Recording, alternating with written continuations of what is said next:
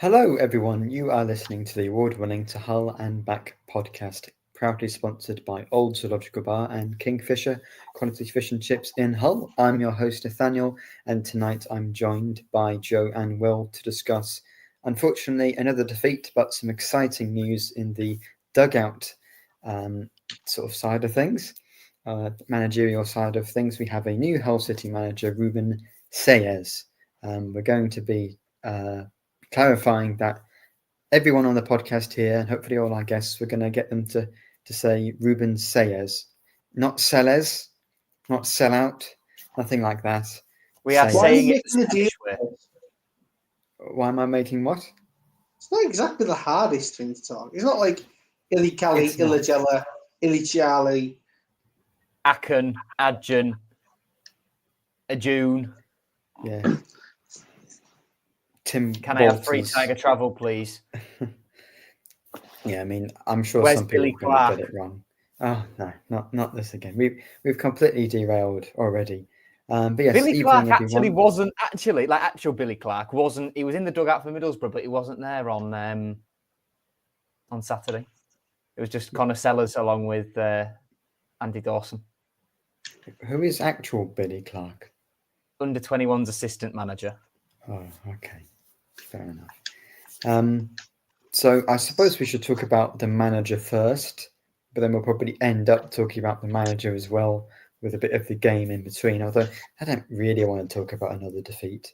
I mean, Ant, of course, a few weeks ago said that he would like Rubén Sellés from Reading, and then there was talk that it was going to be Alex Neil. There was talk that it could... He was interviewed. Yeah. And apparently gave a good interview. Mm-hmm. So, I don't know whether we'll ever hear too much about specifically why it's not going to be other managers, but I'm quite happy with the appointment of Rubén Sellés. As am I. Yeah. As am I. Well, Joe, you've got some details there about his career and where he's been before. So for people who don't know, do you want to just give a bit of background? So, for those of you who listen to Tigers Talk on Wednesday, this is exactly the same piece of paper with exactly the same detail on that I will read so you can from. Tune out. So, well, he actually started coaching when he was like 16 at the local youth sides he played at, called Paretta. He played there as a kid, and then when he was 16, he wanted to start doing their youth sides. We'll start with, he was 41 years old, born in June 1983 in Valencia in Spain. In 2001 to 2006, he studied physical science and sports with a focus on football at the University of Valencia. 2007 to 2009, he did his masters at the FC Barcelona. How much of this did you copy from Wikipedia? Pardon? How much did you just copy straight off from Wikipedia? Nothing. Did you ask Jeeves? Did you synonyms it? Chat GPT it? I didn't chat GPT it. I did some actual proper research. Joe, what did he do his masters in? He did his masters in winning? collective sports and exercise from 2007 to 2009. Valid. June 2008, he started as a fitness coach at Aris FC, who were based in Thessaloniki in Greece. Then June 2009, moved to be a fitness coach for Valencia's under-16s back in Spain. January 2010, became an assistant coach at FC Shinnik Yaroslav in Russia. And also in 2010, he got his UEFA Pro license. So he's had that a very, very long time. June 2011, assistant coach at FC Asteras Tripoli, again in Greece. October 2011, moved back to Spain with Club de Futbol Jandia. June 2012, he became an under-12s coach and an assistant manager with the under-16s at PFK Neftchi in Azerbaijan. He's December been 2014. A lot, he's been. I've not even got to the thick end of it yet. December 2014, he became a coach and performance analyst at Strømsgodset in Norway. June 2015, an assistant coach at Karabag in Azerbaijan. December 2017, assistant coach at AGF Aarhus in Denmark. August 2020, moved to be the manager of Valencia's B team. December 2020, went on to be an assistant coach at Copenhagen, back in Denmark, before moving to England in June 2022 as Ralph Hasenhüttl's first team coach at Southampton. He had a little spell as interim after Hasenhüttl got sacked in the November. Then Nathan Jones came in and ransacked Southampton's season. He got sacked, consigned to relegation already, and Sellés got the job on an interim basis to the end of the season. Overall, for Southampton, 18 played, 3 wins, drew 4, lost 11. Some of those draws were Liverpool, Tottenham, Man United, I think. And high scoring as well. I think 4 all against Liverpool, 3-3 against Spurs. A couple of them were really high scoring, you're right. One at Chelsea. Yeah, one at Chelsea, of course. And then summer 2023, moved on to Reading, played 77, managed 77 games there. Won 34, drew 14, lost 29. But when you take into account the circumstances under which he took the job, that first season, keeping them away from relegation was really not too bad. And then this season, in 22 games in all competitions, won 12, drew 3, lost 7, an average of 1.8-ish points per game, which is sort of what we need. It's the sort of form we need to stay in this league based on last season's relegation survival tally. They were 17th in League One last year. This season, after 17 games when Sellés left, they were 6th, 3 points behind Birmingham, 10 points ahead of recently relegated Rotherham, 4 ahead of Lincoln, who are regarded to have had quite a good start to the season, and then ahead of Bolton, losing playoff finalists last year on goal difference. And of course, I think it's still...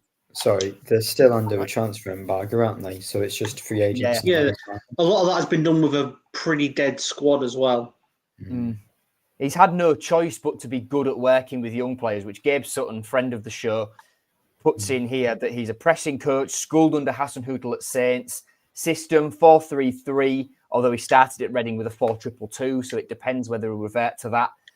Pressing with the front 3 all involved, favours young, hungry players, good people, skills, patient, empathetic leadership style.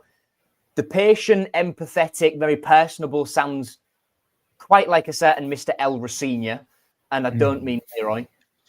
But I know someone on Twitter got in a little bit of hot water for calling him simply a capable manager. So we're not going to go into that territory any more than I have just done. Well, I'd like to actually, because I see a lot of similarities.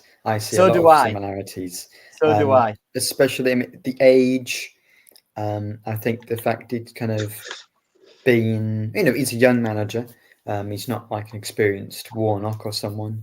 He's not had many jobs. Of course, Rossini hadn't had any not full-time job, but he was just the assistant coach and then an interim at Derby, and that was pretty much what he did with Southampton.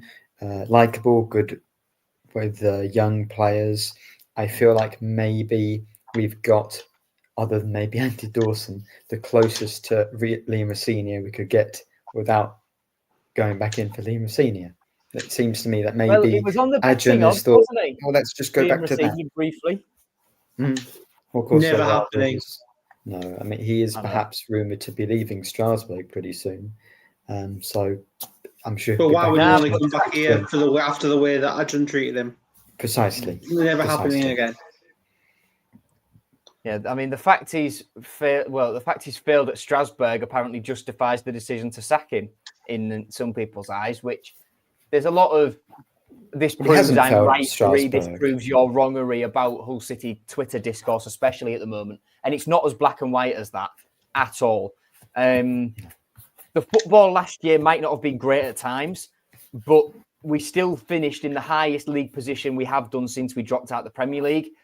Adrian made the decision and he got the replacement monumentally wrong. Last season, I'd rather be bored last season than have the chaos/boredom of the football of this season. But whatever. It's happened. We're on to Sellés now. We have gone back 2 years, and it's a very senior profile appointment, like Nathaniel says. But this is where we are.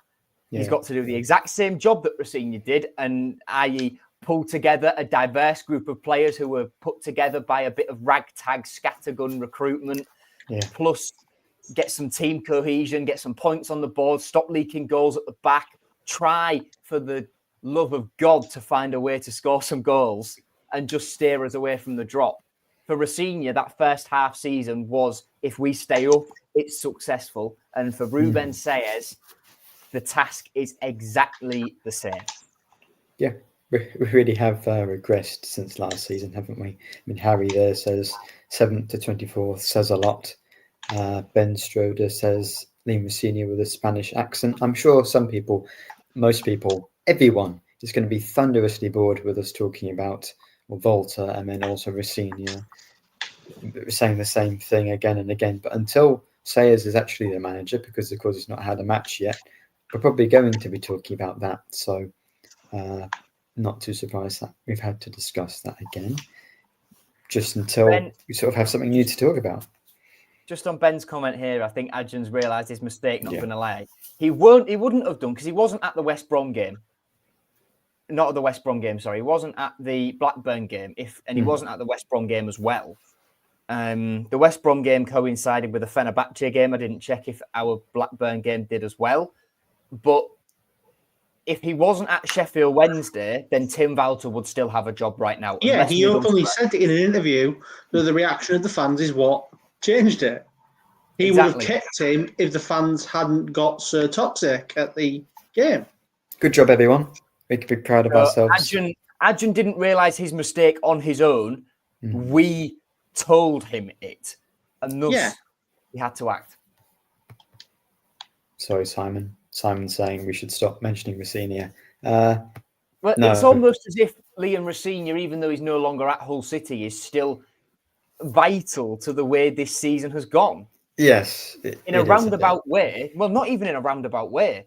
The fact of the matter was he was our manager last season and he got sacked still in my eyes, unjustifiably. I'll never understand it. But a lot of people do. And I understand a lot of people still side with Adjun on that. With, the style of play, etc., etc. But I saw one argument on Twitter today that someone said was backed up with fact that Rosenior was the worst manager since Dolan, but it was relative to the players that he had. And it was totally contradicted himself. We would have gone down that first season under Rosenior. If that was the case, we would have been in League One with him when he came in. He wouldn't have kept us up. And we had sort of been table form with a very sort of... Can we talk about Rubén Sellés in this section about Rubén Sellés? Good call. So Will, of course, he was a manager at Southampton and Reading. Before the rumours started swirling in the past week, how much did you know about it? A little bit, not massive amounts. I knew he was, obviously, the work he's doing at Reading was fantastic. I knew about that.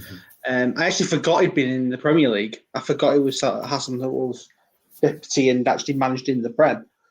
But what he did at Reading with a threadbare squad, dealing with ownership that won't even pay him at times, and the players. And that will be worse than Adjun. Like, I know people have criticisms of Adjun. Worth mentioning Reading's ownership being Dayong, who nearly bought us. In 2016. He's a young, progressive manager who, he's Spanish, so straight away his sort of bread and butter is that possession-based, aggressive style. But it's hard to say anything until we see what he does with the players at his disposal. Because, say at Reading, say at Southampton, he's dealing with a team that's well out for its depth in the Premier League. That's pretty much already done for by the time he gets to the job. And at Reading, a team that he couldn't really make his own team because he had to deal with the ownership above him. So hopefully, give January, we see some of the sort of players he's trying to bring in, and we'll hopefully start picking up results. It's weird. We're 24th yet. For some reason, I think maybe it's because I'm just mad. I'm not worried. And I'm not sure why. Well, it's mostly my fault that this episode is titled "Is It Time to Be Worried?" I might be worrying more than some people. But your title suggestion was panic. Yes, my title suggestion was just panic exclamation mark. Again, if we didn't have a new manager starting Wednesday night, then of course there'll be training on Monday. But yeah, I think panic perhaps would be justified. But we've sleepwalked. I'm not sure if that's the verb. Into relegation into League One before. Slightly different situation because the squad wasn't too great, but there was the idea that no, we do have enough, and we have enough points to stay up. When we saw Bowen and Grzycki, and I just don't want to get caught in that again, thinking we'll be fine, and then realize suddenly we're 19 games in and we're bottom of the league, and then we're not. But if we can be out of the relegation zone by January, I think we'll be fine, because I think we probably will be able to get some players in. But we need a few results now. At the moment, although I'm worried, I'm not expecting miracles straight away because I outlined just the position we're in a massive thread of information. I put of opinion, or I put on both Twitter and Blue Sky earlier on, and there I detail about the loanees and the task at hand for Rubén Sellés. And look, if we move to January, where we're seeing a lot there, squad isn't great. January is crucial to the way that our season goes because simply at the moment we don't have anyone to put the ball in the net. Against Blackburn yesterday, the play was better than it was under Walter, more exciting to watch than it was under Walter. It had more energy, had more purpose, but we're still absolutely hopeless when we get anywhere near the penalty area. Our best chance of the game was a 35-yard pop shot from a centre-back that hit the post. So that just shows the sort of gravity of the situation. João Pedro, Chris Badilla, Mason Burstow and Tyrell Sellers-Fleming, I still don't think they'll get 10 goals between them this year, all four of them. Tyrell won't play anymore.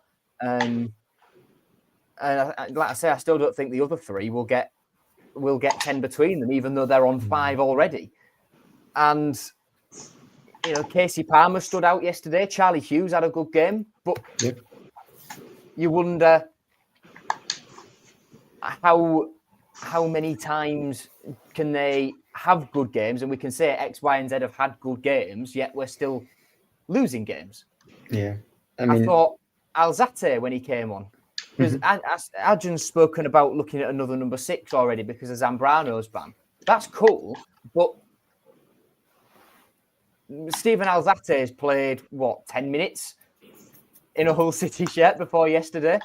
Probably a little and bit already more, looks like one of the best players on the pitch. He looks pretty sharp. I liked him. He showed some real nice little bits of technical play with the ball at his feet, finding passes, making himself available when players like Ryan Giles and Casey Palmer, Mason Burstow found themselves in tight spots. I like the look of him, but then let's say we keep Zambrano's loan active. We sign another number 6. We've got Alzate still. Let's say we keep Puerta, still Simons as well. That's 4 players who are all holding midfielders. We don't usually play with 2 of them either, do we? I don't know whether Sellers will. First Nathaniel, episode, already got 20 it wrong. minutes. Sorry. As Coxie says, Kamara playing on the right, I'm not really sure that helped him. To be honest, I think he didn't look like scoring. He's looked more likely to put a cross in, which I think he only put a cross in maybe 70, 80 minutes into the game. He might actually be better on the left. Anyway, perhaps. Not in general, but perhaps for us, which didn't help. I think Palmer has got to play every minute we can possibly play him. There was actually quite a negative reaction in the stadium when Dawson took him off. I guess I can understand now that we're not at the match we've lost that maybe Palmer would have been pretty tired. But yeah, I think Malem has not done enough in a shirt, and Palmer just looks like he's got that energy, that drive. I'm sure he's got the most championship appearances in our squad, or at least one of the players right up there, perhaps with Jones or Coyle. So, yeah, I think he needs to be in the team, starting every week in, week out. Who else played well? I mean, Hughes was good. I saw Coyle, someone Slater, comment. Longman, you can't fault their effort. Panda made another couple of good saves. Yeah. Giles is an interesting one. I thought he was better than he's been for a lot of the. He was involved, but I'm not sure he was good because he had all those crosses. But how many of them found a player? None of them. He was very static at times, I felt, as well, like especially in the second half when they're coming towards me in the south stand. And I'm watching Giles, and you're thinking, right, make an overlapping run there. You're a wing back, you're an attacking fullback, go for it. But he's not. He's been tentative, and you're thinking, what's happened to the Ryan Giles at Borough who was making these fantastic runs? So I'm still not sure. If Borough come in for him, and we get anything near the 4 million we paid, even if it's 2.5, I think we cut our losses and he goes. Yeah, perhaps. But equally, you put a striker in the box for Giles, like some of the crosses he was putting in at times last year. You put the lap in there, he gets on the end of them. Yeah. Is it a case of put a João Pedro in there for 90 minutes with Giles and see what he can do? Yeah, Because I still want it to work. I still desperately want it to work. Harry says no one on the end of the crosses for Giles. True, but I'm not sure any of the crosses were anywhere near any of our strikers. So the best cross that was put in was by Charlie Hughes in about the 85th minute. Yeah, it was. And he got assist for João Pedro against West Brom. Maybe is one of our only good crosses. Him and Coyle. I mean, it really doesn't help when two of your best attacking players, Miller and Balumi, where all our creativity came from, get injured. But you've got to find another way, haven't you? Just on Miller, I don't think Balumi is a bigger miss than Miller is. I think for me, Liam Miller. I would say they're both misses. For me, Liam Miller is just he's Ryan Longman in a frilly dress. Let's say he's got threat, but he's too predictable every time, and every team knows that they put him on his left foot and nothing will come of anything he does. So they just force him that way and he can't cut in on his right. And that's Miller's game. So I think Balumi is a bigger miss. And just onto Paul's comment about Adjan makes the signings on what the manager says he wants. What's wrong with you all? Adjan said in his presser in Turkey during pre-season with Tim, Tan, and Abdush sat alongside him, that Tim was rejecting 90% of the players that Adjant and his quote-unquote brain team recommended. We love the brain team. We love the brain team. Well, they've got in Sellés, haven't they? And we like Sellés. So got to give them some credit. Well, true. I mean, look, just back to Adjant's presser. But if Tim was turning down all the players, then that's because they wanted ones to suit his system better. Why were we so useless under him? And why that doesn't explain the completely scattergun recruitment of the summer before that, when not the summer before that, like the first summer, where only 3 players are left: Cynic, Lotta, Tyler, and Simons, and only one of them actually plays, and that's Simons. So I'm still not on board with the brain team, but the summer wasn't all their fault. Yeah, I do keep thinking that maybe, I'm not sure why this is probably more of a talking point for us as a fan base than it is at other clubs, and I'm not sure what it's like at other clubs, but I do sometimes think that the manager doesn't get any say on who we sign, which of course can't be true if Volta has then rejected 90% of the players proposed, because that means he does have an input. I do sometimes think it is all lost in translation, and this is how the modern game works. Managers across the country in England and the Championship and the Premier League don't get to choose who they sign, and the managers actually say the same. I think Sellés has actually said that in an interview, that he wouldn't have time to fully focus on exactly which players. I'm sure he has some input on, well, this and this. I'm happy with those options you've given me, but I'm not actually sure that Ajin is the only owner in the whole of this league that completely says, no, you have no input on who we sign. I think sometimes it might be a little bit lost in translation. I mean, we'll see. I've seen some comments that Lewis Wing, the CDM from Reading, has been linked to us. We've actually been linked to him a few years ago before we went to, I think, maybe Sheffield Wednesday or Wickham he was at. I wouldn't be too surprised if we signed him in January, to be honest. Where was Lewis? I swear Lewis Wing was at Borough for a little bit. I am going to look. Yeah, he was at Rotherham. Oh, bloody hell, he's been everywhere. He has been everywhere. Yeovil before then as well. So has he been at Forest Green Rovers? No. He's not been everywhere then, has he? I've just seen a big long list of teams on his Wikipedia, Will. He was at Middlesbrough for quite a while, played 80 league games there, loaned out to Yeovil, Rotherham, Sheffield Wednesday, moved to Wickham, then moved to Reading. I mean, let's not delve too deeply into the career of Lewis Wing, a player that doesn't play for us, and that we are not in talks to sign. We are apparently in talks to sign a striker. I mean, I'd be blooming concerned if we weren't already. I know it's not January yet, but that's got to be done early, doesn't it? It's hard we got done early in January, but it has to be. We got Billy Sharp January 1st last year, didn't we? So I very much like, well, early this year, of course. I very much like a striker January 1st this season. I wouldn't like Billy Sharp on January the 1st, though. No, I wouldn't. We've got Pedro already, haven't we? And he's better than Billy Sharp. So, yeah, I wouldn't be too pleased with that. I feel like we've probably skipped a few things about Sellés. I saw someone say he's a bit similar to Marco Silva. I think with the long black coat he was wearing in the photos. That's the only real thing I've seen, because Silva... And the fact he's from Iberia. Yeah, but he was at Porto and Olympiacos and he'd won titles. So it's a very different appointment in that sense. I do see the Rossini likeness a lot more.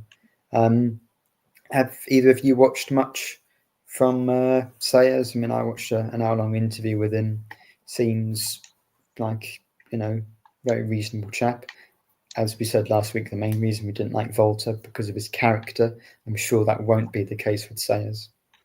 Well, already, I think if you've watched the first interview on Hull City's site, already you could say he's a better character than Walter just from that. But Tim looked all right in that first press conference, though, didn't he? He was doing his they clipped a microphone to his blazer. He was blowing out, going, 1, 2, 3. You can hear me? Let's go. But he seemed all right. But I suppose this is another thing. I thought Tim's assistants were nice people, but that clearly didn't reflect on Tim. And I spoke to James Oliver Pierce and Toby Loveland before the game on Saturday, and they seem nice, but I just hope that's reflected in the manager this time, unlike Julian Hubner and Filip Topalovic's niceness wasn't in Tim. Yeah, maybe he's got some really nasty assistant coaches to sort of be the bruisers for him, and then he can be nice. Perhaps that's how it works. Yeah, Toby and JOP were really nice. What did we think of the... Oh, sorry, Joe, go on. They said, Toby did a lot of the speaking because he was the one closer to us. He said, it's a good... you always get good attendances. It's a good squad. So we're looking forward to it. Mm-hmm. Lies begin already. Because there was no way there was 20,000 at the stadium on Saturday, and I wouldn't blame the beat. I mean, with the weather, I wouldn't have blamed anyone for turning up. The South Stand concourse was rammed halfway through the first half when I went to get a hot chocolate. It was. I wonder why. The South Stand was pretty much empty at the match, wasn't it? I think I was looking about 15 minutes into the game, and there was people still sitting at the bottom of the south stand, right in the rain. I thought Absolute maybe mentalists. That was you can me. move up a few. You can move You up are. a few. You know, I will say you're a really dedicated fan if you're going to sit in that you're hard. watching. Row H, me and my dad. They don't have a row I. But row J behind my cousin and his dad. We braved it for 90 minutes. Yeah. What did we think of all the Reading fans sort of trying to cope during the week, saying, "Oh no, Sellés, he won't leave." My gaffer was trending. Well, I'm not going to say a damn thing because normally when you try and diss another fan base, it comes back to haunt us. Well, that's true. And I think it's a case of they've lost. Most of their fans are very gracious about losing him, but obviously every club has a couple of absolute twats. But we've had plenty of people saying, "Oh well, Sellés won't go there because Hull are a rubbish club. Why would he want to go down a level to Hull?" Also, Hull's a shithole. Like Reading's any better. Exactly. Like Sellés isn't going to care about, because he's not going to live in Hull, is he? I don't blame some Reading fans for lashing out because they've had a rough time. Like their only guiding light in the last couple of few years under their ownership struggles. So they don't want to lose the one thing that's helped them. No. So if there are any Reading fans, the 116 people listening in at the moment, if you are a Reading fan, sorry, because you don't want to punch down, you know. But I guess we've had to do what we've had to do. I'm sure I've seen some people say, "Why would you want to go to Hull? Because the owner's crazy and that sort of thing." But he will have money to spend, and he doesn't have that at Reading. So I'm sure he's going to enjoy that a whole lot more. It's actually going to be the first time in his career as a manager where he's going to sort of have a bit of options of who to sign, because of course Southampton, he joined just after the transfer window ended. I mean, Reading, they've not been able to spend any money. I saw one Reading fan say, actually, in hate Hull City with a passion. Should have had Dye. Now they're taking our one shining light of our season that's our manager. You hate them. Well, I mean, Reading have beaten us this season, so they can have that, I guess. God, pre-season, don't take me back. Pre-season was pretty bad, wasn't it? I mean, since we beat Southampton in February, it's just been downright miserable. The home form, someone else pointed it out. It's now December 8th. I think we've got 2 home games left till the end of the year. So the maximum amount of home games we'll have won this year is 5. We're currently on 3. We're joint worst in like the last 15 years with 2014. And even 2014, we only won the 3 league games in 2014 at home. Got to the FA Cup final. But we won 4 cup games at home as well. So at least you have those to enjoy, because fans go to the home games. We're not really. We won a Europa League qualifier at home. We won 2 games, 1 tie, and then it was a round of 16 and a quarter final in the FA Cup. And we had Brighton in a replay, didn't we? Exactly. So, it's been miserable. Oh, speaking of FA Cup replays, right? I just want to say, Man City posting their Club World Cup draws, and it goes to the end of June for the group stage. Thank the Lord they got rid of the potential of a Grimsby Town versus Shrewsbury. And fair play to Peterborough. First round replay. Yeah, fair play to Peterborough for calling that out. Not calling out Man City, but calling out their FA Cup game being put on a Thursday. On a Thursday. Their last ever, first ever and last ever trip to Goodison Park. Downright shocking. If you're going to put a game on, the FA Cup at that point, you can't be putting the Everton game on. You do it if it's dreadful. Everton, Liverpool, don't you? Or Man City, Man United. That's when you can get away with putting at that time of day. because they're in the same city. Yeah, but yeah. Sorry, Paul. I know Paul says you guys are like the news. Everything is negative. Give us something other than new manager. Right, anyway, should we get on to the game 1-0 to Blackburn?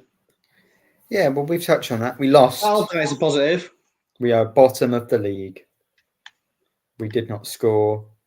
McLaughlin Somehow scored. we were losing 1-0 in the 80th minute when they'd still had no shots on target. Yeah, I mean, that's a very Hull City thing. We've almost done that twice in a decade, which would be quite impressive. We lost at Watford in the Premier League without them having a shot on target. Blackburn had one, and it was right straight at Panda. It was not a big chance either. I think it's a game that pretty much sums up a team who's in good form and a team who's in bad form. Yeah. Everything's going the team in form's way, and everything that we touch turns to absolute shite. This year. Because it was so good getting to the goal again, and then once we got to the goal, we just couldn't do anything. Just panicked. Just like, oh, I've not scored for so long. Yeah. What am I supposed to do? You didn't deserve to lose at all. No, not I just want to say, in terms of in front of goal, Chris Badia. Oh my God. Casey Palmer offloads the ball to him in the second half.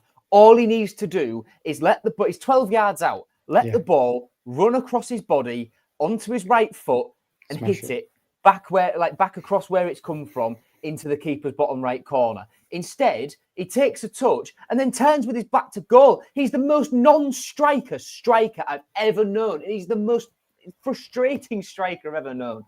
Because João Pedro, if he was 3-4 years younger, he would score 20 goals a season because his footballing brain is absolutely immaculate. But his body just won't let him do it. You can see it with the runs he's making. He almost needs to start half a yard offside to get there and just hope the Championship linesmen don't notice. Yeah. And that's a pretty valid tactic, to be quite honest. To be fair, a fantastic tactic. Every striker does that. Even in the Premier League, they do that. But of course, they shouldn't. His body just won't let him do it. Like we saw against Borough when he got pulled down by Borges. If that's João Pedro, even 2 years ago with an extra yard or so of pace, he's away from Borges there, regardless of whether he's getting injury or not. He had an injury at Fenerbahce a few years ago. I think he's lost a lot of pace since then, apparently. But then there's Bairstow as well, who's not played as a striker yet. So yeah, I don't understand that. Like Bedia did pretty well coming off the bench against Middlesbrough, but then the way Andy Dawson waxed lyrical about Bairstow in his press conference, and then he brings him on after 70 minutes. It's a bit odd. I thought he deserved a start. I mean, Bedia, I think, played relatively well up until the final finish because he had a chance where he knocked the ball past a few people and then just blazed it into the stand. I mean, if that's not a player who's low on confidence, I don't know what is. I think that's a valid sentence. I'm just laughing at the comment. Grammatically. I've got here. Badia only offers a fancy step over in the middle of the pitch to get fans excited because he's terrible at everything else. That's not what it says. All right, Will, I'm not trying to descend into the potty mouthery that we sometimes do on here. I've done my little bit of swearing. That'll do. Yeah. Anyone want a meme? I've got a meme here I made. For people. I'm sure audio is delightful with this. Anyway, someone's asked if there's any update on Jones, and the answer is yes, he should be back, hopefully, for Watford. Well, we need him because, again, I like to preface all of these comments where I just slag off a player in front of everyone watching, but pretend that I don't like to do this. And it's always about McLaughlin. But, I don't even need to say anything. You know where this is going. Bar the fact he scored into the wrong goal, he actually didn't play that badly, to be fair.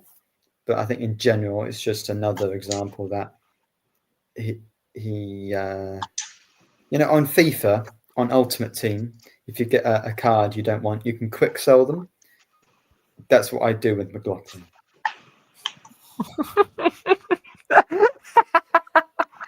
And to be fair, I saw there was a comment. I'll have to scroll back to get it. I mean, if you know who you are, though, they said McLaughlin is the worst player in the league. I don't think that's true. I don't think he's by far the worst player in the league. He's only the joint worst player in the league. Or precisely with half the rest of our team. So McLaughlin had 95% good game. He did. I like Sean. He's better in a back three as a central centre back than he is a back four, isn't he?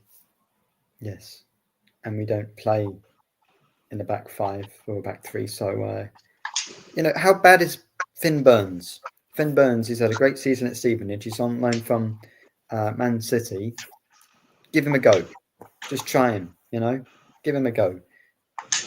What's it got? Cancel that loan. Cancel that loan. Rushworth. Man City may cancel it for not us playing him. Well, I'm sure. Cancel Burns. Cancel Rushworth. They've not put a racist tweet out or something like that, as in cancel the loans. Just to clear that up. Cancel. Yeah, Burns terminate that loan. Rushworth terminate that loan. Badia terminate that loan, and that leaves Zambrano and Puerta. Cancel Zambrano. It's a toss up with Puerta. It changes for me every day. There's a player in there. He started well, so I think it's worth keeping because we have got that buy option. And plus, it's January. We can't sign an entire new squad in January. We can't. We have to keep some of them. Then that leaves Zambrano, who I can see the club keeping in case he gets unbanned, and I can see the club signing for when he gets unbanned because we've got the buy option, which is the most bizarre thing I've ever said. But Zambrano's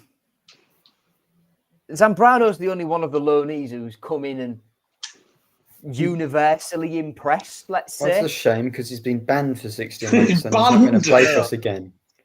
So I know, that's the thing, isn't it? He's more dead to me than Uriel Celli. Who isn't real still. Precisely. He's on your game, he's on your screen at the moment, Will, on FIFA, but he's not real. There was news. Did I say that last week, actually, though? But Sellés is apparently staying in Peru. Whoa, yeah, who knew? Well, you sent it into the group chat when it came out on Monday. Yeah, but there's news. There was an article. It wasn't even an article. It was just some tweet posted. It was a tweet from Gustavo Peralta. Puertas. Not Puerta. At half time, tweeting about Hull City. He's a journalist at Libero and goes on PBO radio, and he's based out of Lima in Peru. So whether he's reliable or not, I don't know, but it really wouldn't shock me if you're. The thing is, the form of the players is because we've just got a new manager in. Yeah, you can decide this one needs to go, this one needs to stay, and all that. You don't know how they will react to Sellés as a manager. Mm-hmm. Yeah, true. Very true. I think he's got a month to work out who he wants to stay and go. I think anyone up until this point, it doesn't matter how well or how badly you've played. For example, if Sellés hates Casey Palmer and they loathe each other, and Casey Palmer drives into the back of Sellés' car on the training ground, he'll be gone, won't he? It doesn't matter what's happened before. So that's just an example. But he's got a month to work out who he wants to keep and go. So it's a fresh start, and you hope that some players like Mo and Giles and people like that who have potential reach that, and you've got a chance to put yourself in the shop window or impress a new manager. And of course, just a bit of pride, because I'm sure all these players have come in the summer thinking, chance to show myself in the Championship, prove what I can do in England, where a lot of these players that come from abroad want to play, get to the Premier League. I'm sure they don't want to get relegated. A lot of these players will not want to be here in League One. So yeah, it's a clean slate for everyone, says Neil in the comments. I think, it's a massive game. Every single game's a cup final now. So not I know that it's clean. an awful phrase, but you've got to. It's that point of the season where we're almost halfway through and we've won 3 games. They need to pick out a win from anywhere, don't they? Absolutely. Yeah. Absolutely. Sean, I've just seen someone comment about Sean McLaughlin, Sean Breeze Block McLaughlin. And the comment I was actually looking at moved up as I started reading that. Alzate looked good. When he's fully fit, I think he'll get another half an hour, 45 minutes on Wednesday against Watford. But after that, I think Stephen Alzate has to be starting. And that means Marvin Malem's completely useless after that. Quick sell him. He's completely useless anyway. Yeah. You're all a bit harsh, aren't you? I know. To be fair, I've I reached know. that stage now, Will. I'm willing to persevere with Kamara still because he's clearly got absolutely no confidence. But As far the as rest that of looks, the new signings, for me, at this point, yeah, there's been some poor performers, but under a new manager, there's a clean slate. Give them a few games, see how they play. If there's no change in how they play, then fair enough, they're probably a lost cause, but need to see them under a new light. If we go to a back 3 and McLaughlin starts bossing it like he used to, good. I want the players to prove me wrong. That'd be lovely. If Sean McLaughlin bosses it in a back 3 or even starts playing in a back 4, if we get an injury, we no longer have Sean would struggle in League One and Sean should be nowhere near the Championship right next to each other. I've started a trend. Chris says I'd quick sell Kamara. Oh dear. To be fair, now that I think about it, I'm always the one saying, I don't think we should out the players. I do it the most out of everyone on the podcast. Get Cynic in. Get Cynic in, yeah. Cynic on one there was a conversation going on Twitter about would Kamara get in over a fit Dokan Cynic? But then someone asked, what does a fit Dokan Cynic look like? There's no such thing exists. No, he would, because Cynic is... it doesn't matter, could he get injured? It doesn't matter how fit Cynic is. I imagine that actually over the course of the time he spent with City, he's been fit a lot of the time. But then as soon as he is fit, he gets on that training pitch. Oh, broken my leg. So it doesn't matter. I feel like we're getting right to the thin end of the conversation now. I've got some stats. Now, 19 games is actually a milestone in the league you want to be in the Premier League. It's halfway through the season. We're not in the Premier League, so it's a bit irrelevant. We are not even halfway through the Championship season, but just to show where we are in terms of maybe relegation odds. I mean, I don't know what the odds are actually, but over the last 12 seasons, 3 teams that were bottom after 19 games in the Championship have stayed up, but that includes the last 2 seasons. That's West Brom, who sacked Bruce and got Corberan in. They had 17 points, and that was Sheffield Wednesday last season. They had 10 points. So it could be 3 times in a row. So that's pretty good odds. And then the other team, can't remember. But we also have the most points that a team in the last 12 years has had when they've been bottom after 19 games. So I guess in that sense, we might actually have the best chance to stay up than anyone else had when they've been bottom after 19 games, and especially with a new manager. It's not all doom and gloom, and hopefully if that is a good trend that we can continue the last 2 seasons, those teams staying up. Okay. I hope that's somewhat interesting. I don't think we're going to go down. Well, wrong way of putting it. We've got a team that's too good to go down. I don't think we're a bottom 3 team in terms of the players that we've got. But they need to pull their fingers out and start working together. Absolutely. The team is capable of more than where it is at the moment, and more than not massively more either. I'm thinking like mid-table at best, but it's better than bottom 3. But like I said, they need to pull their fingers out, because if they don't, they will go down. But if they actually play to their ability, we'll stay up. I would take 21st in a heartbeat.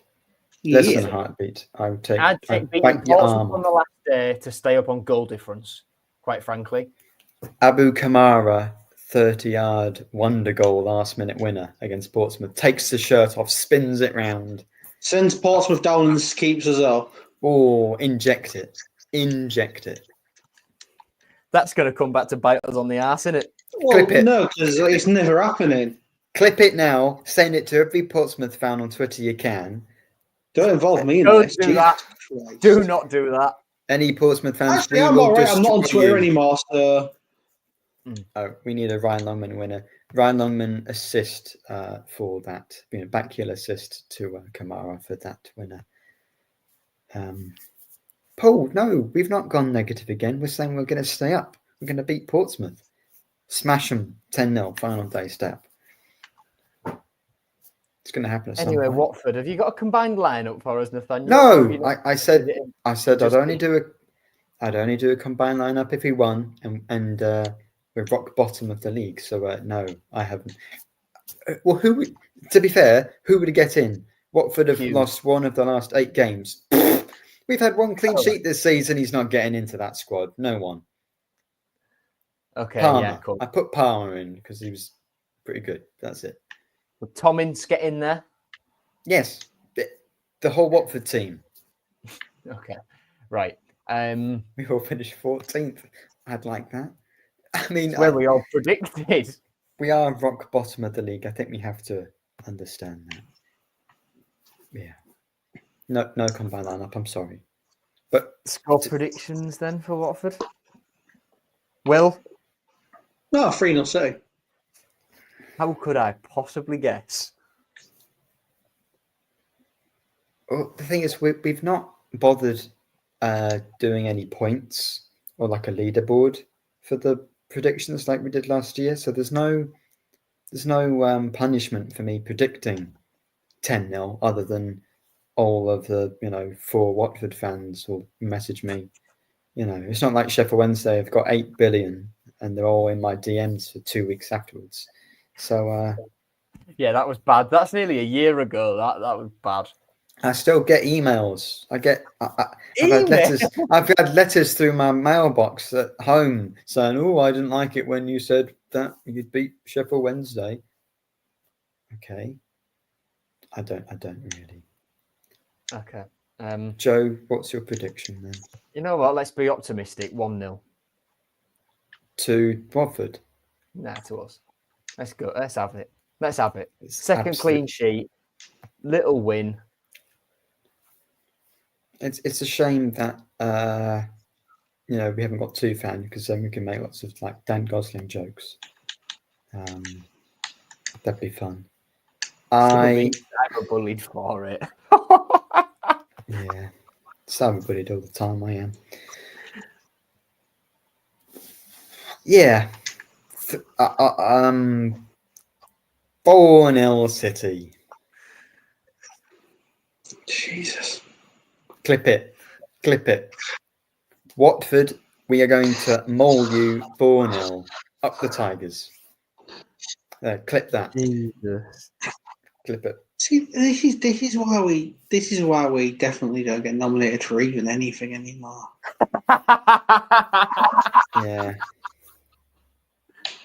Yeah. Oh dear. You know what? Yeah. Please clip it. Please clip it. I'm just high on life. Well, sorrow plays. Yeah. I have not taken anything. I'm done. Yeah. Let's leave it there. Cheers, guys. We desperately need a win. Yeah, we do, but it's been so long. I just want to see it go. That'd be nice. And go 1-0 up at a home match would be nice. Well, then lose 4-1 or something. Well, I wouldn't really enjoy that very much. I'd take a Longman goal. It's been a while. That'd be nice. Fiorentina was a while ago, wasn't it? Yeah, that's true. That was an own goal, to be fair. That was an own goal. Well, anything else before we sign off?